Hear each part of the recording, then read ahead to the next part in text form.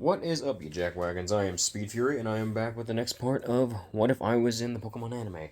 Now, last we left off, Drax met Speed Fury, who was in Drax's dimension to find something to bring back to his own dimension because it didn't belong in Drax's.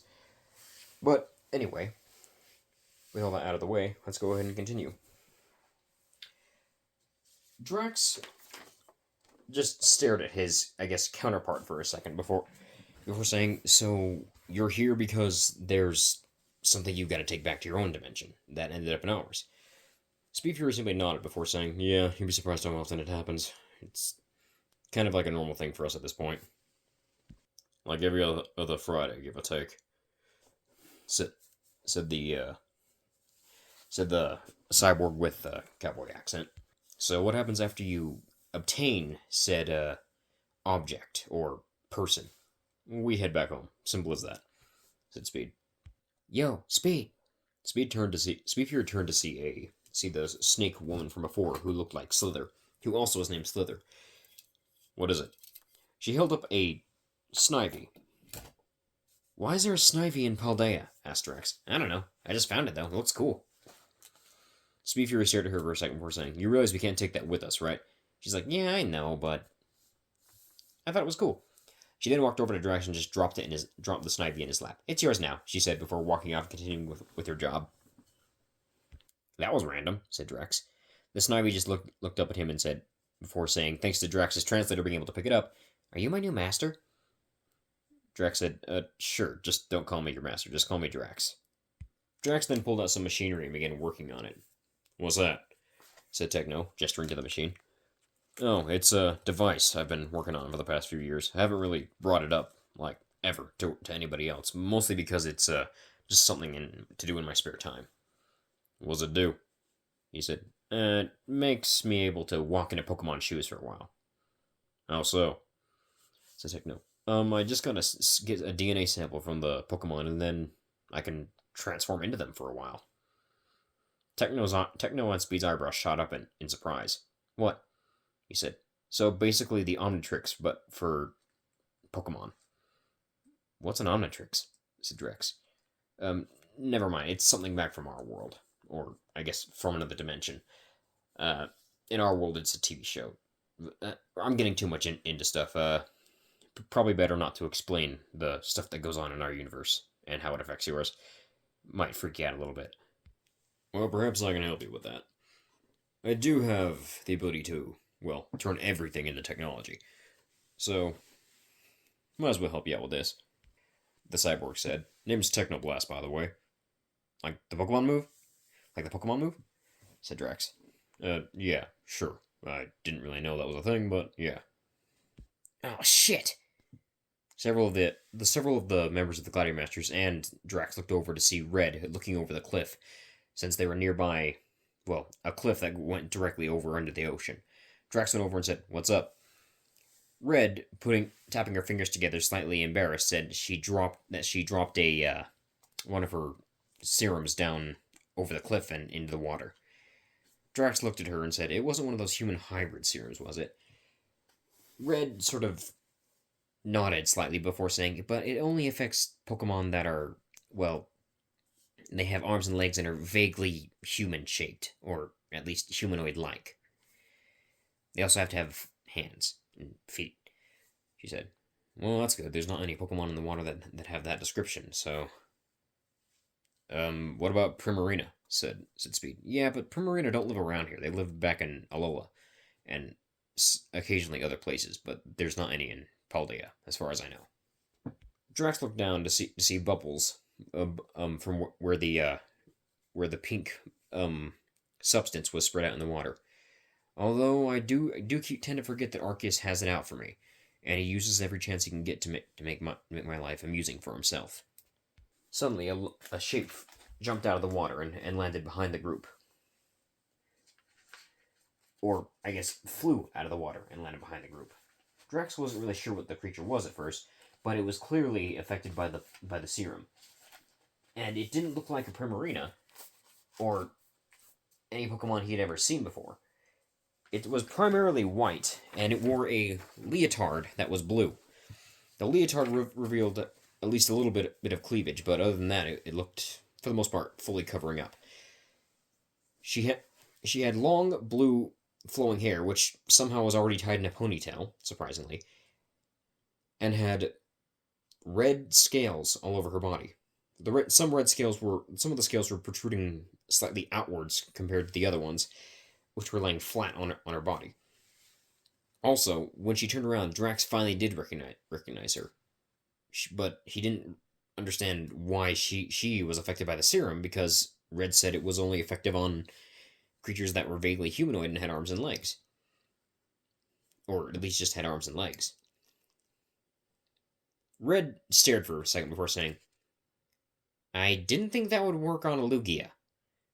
Drax looked at her in shock, looked at her in stunned silence before then looking at the Lugia and saying, "Oh my gosh, we just accidentally experimented on a legendary."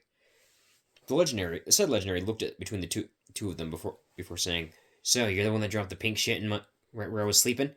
She said, "We didn't know you were down there. With all due respect. Also, why are you so tiny?" He said, "First of all, I'm not tiny. I'm just young." She said. The serum's effects were very drastic compared to other ones. Unlike with Salazzle or Toxica and a few others, she had more of a human-like appearance overall. Well, sort of. She didn't have a human nose, and her face was more human-shaped, and even had or even like her facial features had more of a human-like face. Her lizard-like snout and stuff were completely gone, only showing pretty much a human-shaped head with the eyes and the weird scale things over the eyes of a Lugia, and like a more fang-like mouth that Lugia normally has. The underbelly scales that Lugia have, the little blue underbelly scales that they got, had transformed into the leotard for her to wear. But the strangest part is her coloring was slightly off in certain areas. While her underbelly and her hair was the same color, being blue, that normal Lugia was, it was a bit of a lighter blue. And her scales, the scales that like move up and down across Lugia's body, were red instead of blue. Drax stared for a second before saying, "Are you both shiny and not shiny?" said Drax. "Yeah," she said. "Also, you said you're young, but how young? Because you're still kind of shorter than me," said Drax. "For you humans, it would be around maybe the age of like 19 to 18? Or 18 to 19? Sorry, I don't know how numbers work. Never had to use them until now, I guess. It feels weird. Also, for some reason, I have the urge to fight something." Drax looked over at Red, who explained that the serum that she had used was meant to bring out the greatest potential in a Pokemon once it was given to them, as well as make them into the Pokemon human hybrid. "In other words," Drax said to Red, "she's got multiple other types now besides psychic and flying." The Lugia's mouth dropped after hearing that. "Like how many?" she asked. Give or take maybe about 5 or 6. I don't know." Lugia just stared in both shock and somewhat surprise and maybe a little bit of excitement, as she now was like multiple types. Drax then pointed over at Spectraline, who had recently come over after everything that happened, and said, "Well, she has multiple types too, around 7, I believe." She's like, "Yeah, but that's because I have multiple or not multiple whatever's, but it's my own custom made armor. I'm a completely anomaly when it comes to Pokemon." Drax nodded and said, "Yeah, in more ways than one," he said, a little bit hinting at the fact that she had a thing for him and was his girlfriend now. Drax then looked over to Speed and said, "Hey, wait, shouldn't you be helping the rest of your team?" Speed simply shrugged and said, "They can handle it on their own. Besides, I think it's better that I stay here and keep a watchful eye out in case whatever we're looking for shows up." Drax then pulled out his Pokedex and scanned the Lugia. The Lugia revealed to have 5 types: water, dragon, fighting, psychic, and flying. All of which were types that could easily be used to describe Lugia. Well, mostly the 3 that she didn't have before, but yeah. Lugia then ran her large hands through her hair, before then saying, "It feels weird having all this stuff on my head." The Salazzle, Toxica, overhearing, came over and said, "You'll get used to it. I like the hair." "I didn't say it wasn't bad, it just feels weird," said Lugia. However, that was not the only strange thing that was going to happen today, and not the only legendary that Drax was going to come across. as Techno and Drax were currently working on the Pokemon shifter, as Drax decided to call it, they heard a weird warping noise before they turned around to see a Meloetta holding a device that Drax recognized. Drax ran over to the Meloetta and immediately pointed out the device. It was a device that he had given to Cynthia, a device that she was to activate in case she ever was in danger and needed to teleport out of said danger. Specifically, the teleport would go right to him. However, Cynthia was nowhere in sight to be found, but only this Meloetta. He bent down and turned on his translator and asked the Meloetta what happened. The Meloetta explaining about how some bad men had tried to force her into using some kind of ancient device to take over the world while using the legendary Cloud Trio as well, and that Cynthia had helped her escape by using the teleporter thing. Drax explained that he had given it to Cynthia and asked if Cynthia was okay. Meloetta said she didn't know. This made Drax worry slightly, as Cynthia was a close friend of his. However, he then asked Meloetta to describe them, and the description immediately made Meowth perk up. Meowth exclaiming that it was his former boss, along with Jesse and James also being equally as shocked. Drax looked around for a minute before saying, "Well, I doubt that Giovanni's going to be able to find you here for a while. I recommend that you stay with us for the time being. We don't know what's going to happen." Speed then put a hand on Drax's shoulder. "Yeah, good idea. Although he's not going to get far if he does catch up to you as long as we're here. So, yeah. You're welcome to stay in the backpack while we're traveling. That way you can remain hidden because the backpack stays underneath my cloak for the most part." Meloetta opened up his backpack to see that it was actually quite spacious inside for how compact it seemed to be. She basically just rode in the back of it, sort of like what you see a child riding in one of those backpacks that the Chinese people used to have, or Japanese people, or whichever one it was. "So, what exactly were you guys doing before we showed up?" asked Speed. "Well, we were heading to the gym, and before that we were going to go to Zapapico, but I had a quick change of mind. So, yeah." "Why were we going there again?" he asked himself. Cerulege then spoke up. "We were going there to get the armor that we customized to our friend, remember?" "Oh yeah," said Drax. "I forgot about that." "Well, we're on the other side of the school now, so we're going to have to go back at some point. Unless..." Pulled out another Pokeball. Said Pokeball having a certain legendary Pokemon that is also a clone inside of it. The Pokeball then sent out Yin, the original Mewtwo. His form looked a bit off to Drax, and he asked, "Whoa, what happened to you? Why does your form look like it's a mix of your Mega and your regular form?" He said. Mewtwo just looked down at himself before saying, "I decided to try and combine my Mega form with my regular form to see what happens. This is the result. Much more appropriate, in my opinion," he said. "Did Yang do the same?" "Yes," he said. "Okay, cool. Anyway, could you teleport to Zapapico and bring said Charcadet here?" Mewtwo looked over at Cerulege and Armarouge and scanned their minds to find out where Zapapico was, and then teleported away. He came back holding 3 Charcadet in his hands. Two in his hands and one floating above him.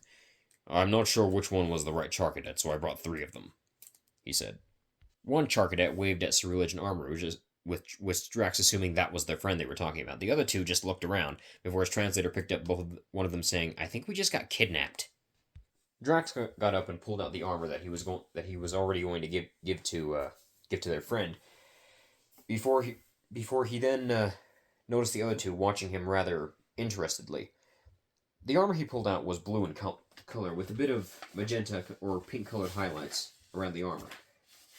He handed the armor to the Charcadet and told her that she better hurry and fuse her flames with said armor if she wants to have her new form as quick as possible. The Charcadet, rather eager, immediately began flowing her flames into the armor, so it would only react to her touching it. After doing so, she then touched the armor as the armor merged with her body. Similarly, her appearance looked similar to Armor Rouge. However, her armor was more blue than yellow and had pink instead of red as the extra highlights. Her skin was black, like everybody, like both the Ceruledge and Charcadet. I mean, Ceruledge and Armor Rouge. But her, what was I gonna say? Crap, I forgot what I was gonna say. Uh, but she didn't have a mouth, similarly to the other two as well. Well, she did, but it was really tiny. Her instead of having an arm cannon on her shoulders, her both her arms had what looked like a half a brace floating by both of them, which then could connect into a crossbow. Her instead of having lower armor, her armor below she had a blue skirt, just a plain blue skirt. Her flame hair, which was looked more like curly hair instead of the wild flaming hair that the other two had, was red and purple instead of being blue and pink or yellow and red. Her feet were also similar to Armor Rouge, not having any boots on them and being kind of wide. She then proclaimed that her new name would be Magencross. Magenta and crossbow put together, basically. Her crossbow then sprouted a flaming arrow at the end and blasted at a nearby rock. Didn't really do much damage, but it was clear that the crossbow did work. So what types are you? Asked Drax. Magencross looked at him for a minute before saying that she was fire and fairy type. Which made sense to Drax, as Cupid's arrow, and Cupid looks kind of like a fairy already, even though he's supposed to be an angel, but, still kind of goes with the whole thing. Seeing this, the other two Charcadet instantly started talking about how they wanted their own customized armor to see what they would turn into. Drax just laughed at this and said, "Don't worry, I'll get on that." He said. Then he was surprised that one of the Charcadet pulled out some malicious armor from somewhere. "Where are you keeping that?" said Drax. The Charcadet just shrugged. He looked at the armor and said, "So you want to be a Ceruledge too, huh?"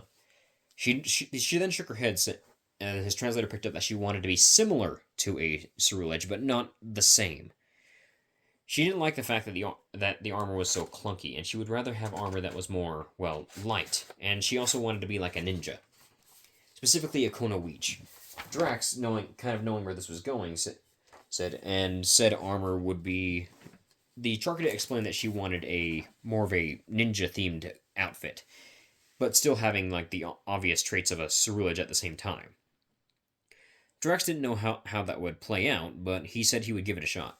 This resulted in most of the armor being removed from the armor, except for the boots and the gauntlets, or the greaves and the gauntlets. The entirety of the armor was replaced with what appeared to be a Kunoichi outfit, similar to that of Mai Shiranui from Street Fighter. I mean, not Street Fighter, Fatal Fury. Except the outfit was purple and had lightning bolt symbols and had lightning bolt designs on it, with a little bit of blue. He then gave the Charcadet her new gear, and once she infused her flames with it, she evolved into a form that looked similar to Ceruledge, but the swords were different. Instead of the swords looking like a knight's sword, they looked like two katanas. Well, a flaming katana and a katana made of electricity. Her left arm being electricity, and her right arm being fire. Her hair also took on a similar appearance, having a more electric and fire look to it. After the evolution triggered, her new form was revealed, and it was similar to Ceruledge, but it had less armor and more ninja-like appearance to it. Her name was now Ivoredge. If you don't know, ivory is a different shade of yellow, which is why I went with that name. Like most of the Charcadet line, after evolving, her mouth was rather small, so didn't really show very well. Speed looked over at Drax with slight intrigue. "You made that armor rather quickly," he said. "Yeah, I'm getting used to it. Ceruledge and Armor Rouge have been teaching me how to do it correctly, and it's been slightly easier than I thought it would be." The last Charcadet looked eager, but she then began to think about something before deciding to wait before choosing what she wanted to evolve into, or choosing her weapon as well. "Hey, Speedy!" Speed turned around to see the red-skinned demon from before, not Scarlet, the other one, Vermilion, flying over to him while carrying something in her right hand. She wasn't holding it in any hostile way, but was holding him firmly. Said thing turned out to be a human wearing what looked like skeleton-themed armor. The person in question looked over at Speed and before speaking. Took you guys long enough to find me. I've been here for weeks, he said. Fracture, said Speed. Like the Pokemon? Said Ash. No, him. His name's Fracture. You know, like a skull fracture. Anyway, he's a bounty hunter back from my own universe. Although he's not really much of a bounty hunter, more along the lines of a anti-hero, I guess. Hey, I get paid for taking down criminals and crime bosses, don't I? That doesn't necessarily mean you're really that much of a bounty hunter, considering you only hunt bad guys, and whenever you're tasked with hunting somebody who's good, you don't take the job. I got a moral compass, what can I say? He said. Techno had just finished helping Drax with his new device, before then finally turning it on to see that it worked. Great. This is perfect. Never been able to work on stuff like this. Hope you have fun testing out your new little gadget, Drax. But for now, we gotta go. See ya. The other Gladiator Masters all got up and started heading towards a portal that Speed Fury made appear out of thin air. Oh yeah, before I forget, Speed reached into his pocket and pulled out a black circular object before tossing it to Drax. He grabbed it and realized it was a badge. It was a small black circle with the same symbol that was on Speed Fury's shirt. That's a communicator. Tap the lightning bolt symbol on it 2 times to get to make the call go through. And let us know if you need anything, or help with anything. We'll be there whenever you need it. The other Gladiator Masters walked back through the portal, with Drax being very much too stunned to speak. Well, that came and went so fast that I don't even believe it happened. Are you sure I'm not dreaming right now? Glacian walked to the back of him and slapped him in the back of the head. Did that hurt? She said. Yes, said Drax. Drax then noticed that his Vermilion, was holding something. He asked what it was, and Vermilion said that the other Vermilion had gave it to her, and said it was a sample of her DNA. He noticed that it was red liquid, and he said, "Oh, gave her some of your blood, I guess." What's that for exactly? He then saw Griefus, then just looking at him with the most plainest look on her face, simply walked over and handed it to Red. Drax just put his hand over his face and dragged it down in exasperation. Of course, he said. Well, off to the gym then, said Drax as they all began walking towards the Bug-type gym. On the way, they noticed a Krogunk, but it was very odd looking, and it was sleeping on someone's roof. It was a wild Krogunk, which was kind of odd. But the Krogunk's colors is what caught Drax's attention. Its eyes, though being closed, Drax could tell that the sclera was off. It was black instead of the usual orange. He didn't really know what color its eyes were, though. Like its pupils, not its sclera. The head was mostly white, which was also kind of surprising. The torso was mostly a blue, but it was a different color of blue than Krogunk normally was, and the middle of its torso specifically had white on it instead of having, well, the orange stripes. Its arms were the same shade of blue, except for up until the fingers and hands, which were all white. Its toes, its feet, were pink, while its legs were black. Drax didn't know what kind of maybe it was another Delta species. He didn't know, but Drax walked over to the Krogunk and decided to wake it up. The Krogunk lazily opened its eyes and looked at him. Before then going back to sleep. Drax asking if it was a Delta species. The Krogunk then opened its eye again before responding in kind of a lazy manner, saying, ghost and psychic, it said before falling back asleep. Drax then asked the Krogunk if it was interested in coming along for the ride. He wanted to see what it could do and possibly see what kind of Delta species abilities it has. The Krogunk opened one of its eyes lazily and said, sure, why not? If it means free food, I'm all there. Drax lightly bopped the Krogunk on the head with a Pokeball before sucking it in. The Krogunk then let itself back out and decided to make home in Drax's backpack along with Meloetta, soundly sleeping the entire way, until it then realized that it had a question. It opened up one of its eyes and just asked, "You got any ketchup?" Drax stared at the Krogunk for a minute before saying, "I'm pretty sure Ash's Pikachu has a stash somewhere." Ash's Pikachu then growled at the Croagunk in challenge, claiming that the ketchup was all his. Oh yeah, for those wondering about Drax's Magikarp, if you remember a while back I said that he didn't have any water types. I meant that. Drax's Magikarp's also a Delta species, although I never really brought it up. But it was supposed to be. It was supposed to be just like a pure fire type, which is why he doesn't really need water to, survive. Anyway, the Croagunk simply shrugged before claiming that he'll figure out a way to get into Pikachu's stash without him knowing. Pikachu growling at the Croagunk in response. Upon arriving at the gym, Drax got his team ready. He was planning on using another, more wide-range team. He did want to use Croagunk, but then decided against it, as this would be Croagunk's first battle, and he didn't really seem like he was interested in battling at the moment, so he decided on a new team. Drax decided on using Hive, Evergreen, and his newly added member to the team, the Lugia they had met before, who decided to join him on the journey. Just, she wanted to try out her new physical abilities. The battle would be a 3-on-3, and Katie would be using her stronger team, as this time, as unlike the other gym leaders, she was well prepared. Instead of Tarantula, she had Spidops. Instead of Nimble, she had Low Kicks, and instead of Teddiursa, she had Ursaring. She sent out not Tarantula, Spidops first, just a pure bug type. In response to this, Drax sent out his first Pokemon, being Evergreen, who immediately changed to her fire type form. Katie was actually kind of surprised at this form change, but she immediately got ready to battle.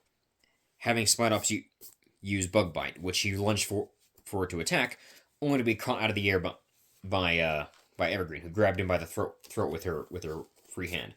Drax then told Evergreen to use Fire Punch, to which she did and sent Spidops flying across the battlefield.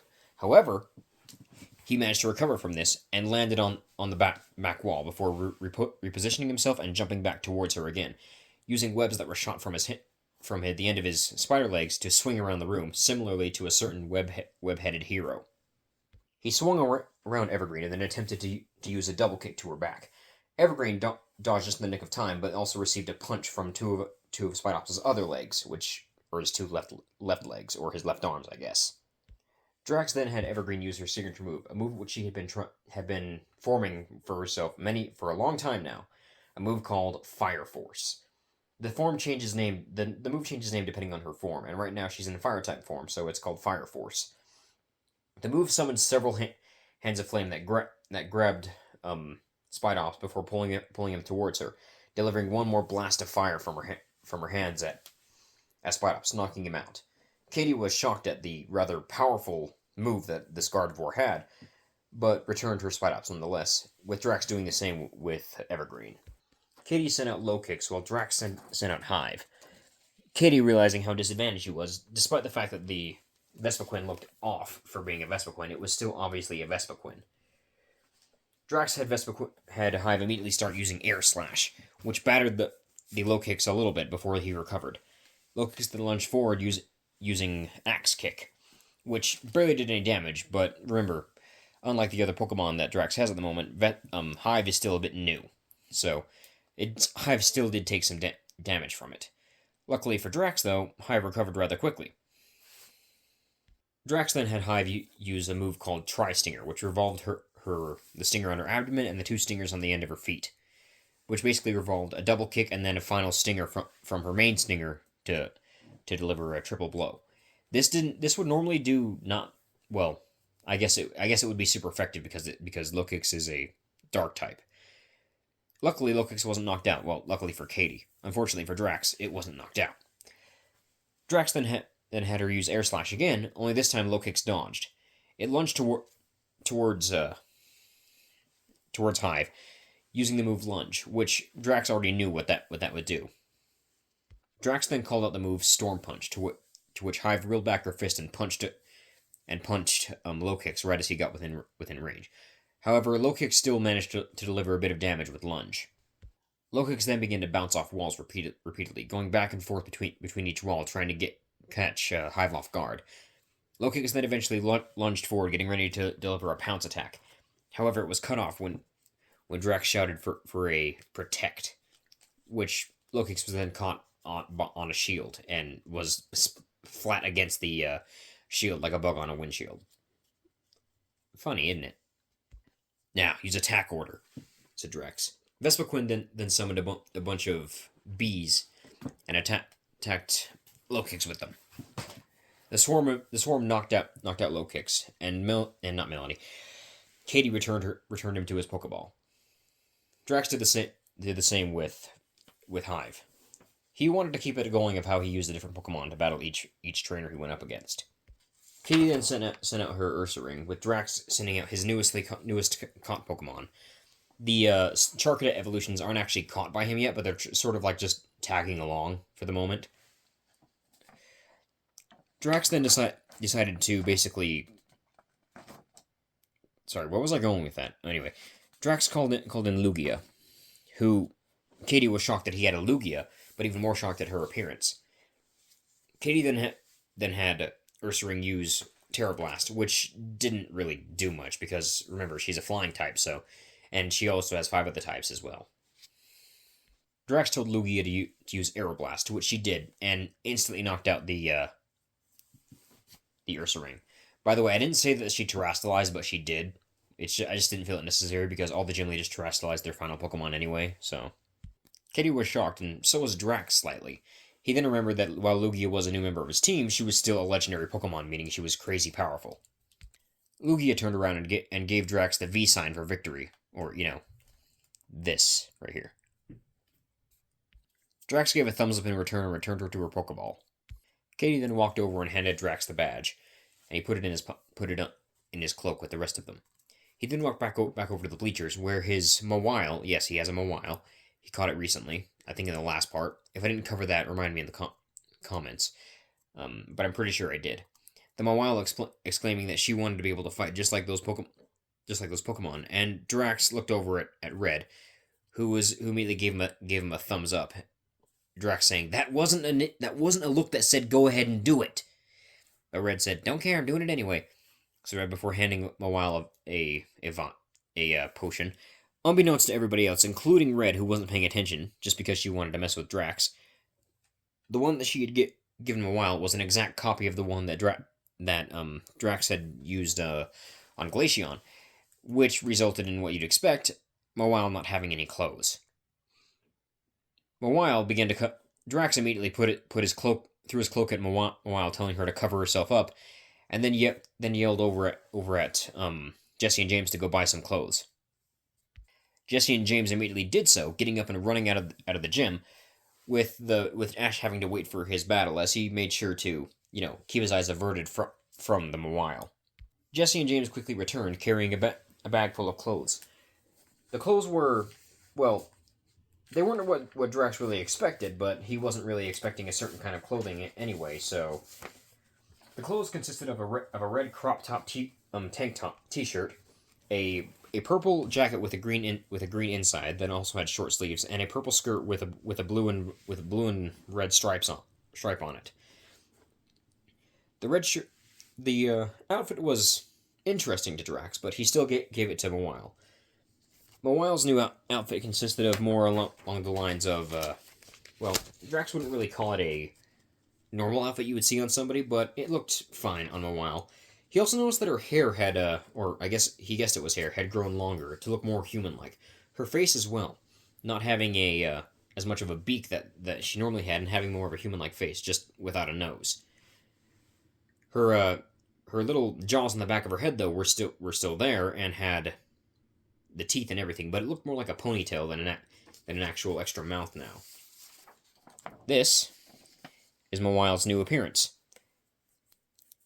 And her design is based off of the character Sugar Rush from my series. I decided to kind of try and make some of the Drax's Pokemon look like some of the characters from my other series, just as a reference, and to sort of make counterparts for the alternate reality. This way it's easier for me to come up with designs, even if it is reusing old character designs. Drax gave Jesse and James a thumbs up, with James also proclaiming that he actually had caught a new Pokemon while they were out as well. Drax asking how they had time for that, and James simply saying the Pokemon just decided to follow them here, and so we caught it on the way in. The Pokemon in question was a Cyclizar. Now James had a way to get around easier too. Jessie saying that she would also now have to catch one so she can keep up as well. Serena and Elisa were both fine. They both would just hitch a ride with Drax and Ash anyway. While Ash did his gym battle, Drax decided he needed to go and help some of his Pokemon train. Again, because for some reason he tended to focus more on the Pokemon he already had instead of the Pokemon he really needed to worry about training. Pokemon such as Galarian Meowth, not Bounsweet, sorry, Galarian Meowth, Skorupi, Magikarp, and now his newly caught Snivy.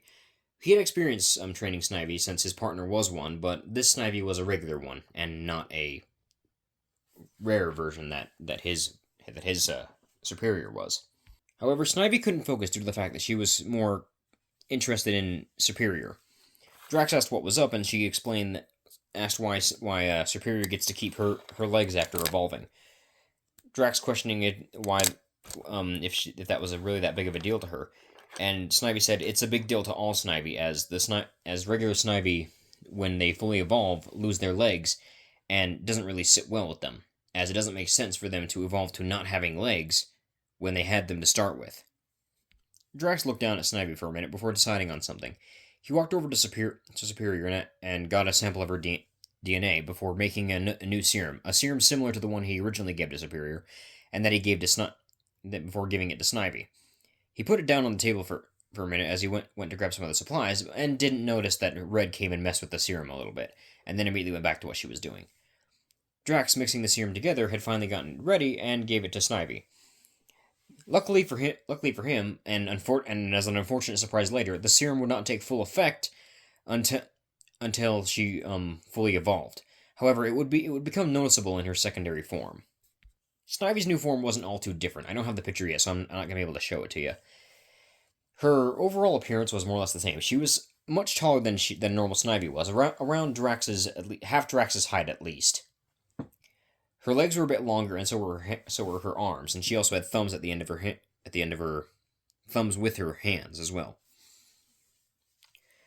She also felt different, like she was a different type now, or she was still grass, but she was another type as well. And she had a strange fascination with bladed weapons, which Drax found kind of funny, as his superiors seemed to like guns, while this one liked melee weapons, which was very fitting. He then began to train, having Snivy go up against Galarian Meowth, who for some reason still hadn't evolved despite the fact that he had some sufficient training. Galarian Meowth saying that he would rather stay as a Meowth, in his very strange way of speaking. Drax's Magikarp, on the other hand, was actually doing pretty good for himself. He was fighting against his Skorupi, and they were actually quite even. Both of them were close to evolving, and so was Zorua, but Zorua was more along the lines of training with the stronger Pokemon, as she was already, up there in that strength. Drax then walked over and sat down on a nearby log, watching his Pokemon train. Spectraline then joined him a bit later on his right, and sat down right next to him, before laying her head on his shoulder. But then to both of their surprise, Lugia came over and did the same on his other side. They both stared at her in both confusion, with Drax being a bit more flustered than a Spectraline. Spectraline then yelled at Lugia, saying that she had already claimed Drax for herself, before Lugia then said that she can share. Drax saying, I already got 3 other Pokemon that are interested in me. I don't need another one. Lugia simply said, don't disrespect the legendaries, and simply said, and you don't get a say in this. Drax said, how do I not get a say in this? Spectraline was angered at this for a minute before then finally smirking, realizing that she could get some enjoyment out of this, before yelling at the other 3 that they're welcome to have, their fun time with Drax too all they want. To which the other 3 were very, very happy to hear this. Drax was not. Drax figured that this was probably going to keep happening for a long time. He also asked Lugia why she was all of a sudden interested in him. Lugia simply said, you seem to be the most competent out of everybody here.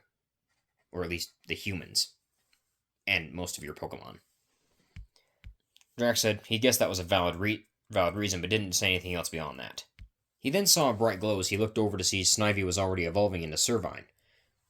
Her new form was more or less the more or less the same as the regular form, except, the slightly more human like features. But then Drax noticed something else. Her form was a lot more, well, I guess, feminine than uh, Superior was when she was a Snivy, or when she was a Servine. Drax then narrowed his eyes and looked over at Red, who was smiling sheepishly and also mischievously at the same time. Drax facepalmed himself before saying, "How does she manage to keep doing that?" He decided to think nothing of it and decided to just continue with what he was doing. Now, Meowth and Servine were both very equal in terms of strength now. It used to be Meowth who was leading the, or dominating most of the sparring, but now they were both somewhat equal. Drax smiled at the fact that his newer Pokemon were getting some good training out of this, until he felt himself going backwards and downwards. He looked down to see all five girls had dogpiled on top of him and were planning on keeping him there. Much to his chagrin, he couldn't really move, so he just stayed there while he was under a dog pile of female Pokemon. "It could be worse," Drax said. Salandit, who had been resting on his shoulder for the majority of the adventure, who had stayed quiet for some reason, stared at him and said, "How could it be worse?" Drax then pointed over at Toxic's sister, who was currently not paying attention to him, but was snickering at the sight. Toxic then looked at Drax and said, "Fair point. It's very, very good that she's not involved in this." Zekrom then came out of his Pokeball and looked down at Drax. "Would you like some help?" he said. "I'm fine," said Drax. "I just gotta get used to this, I guess." Zekrom nodded once before looking over towards Toxic.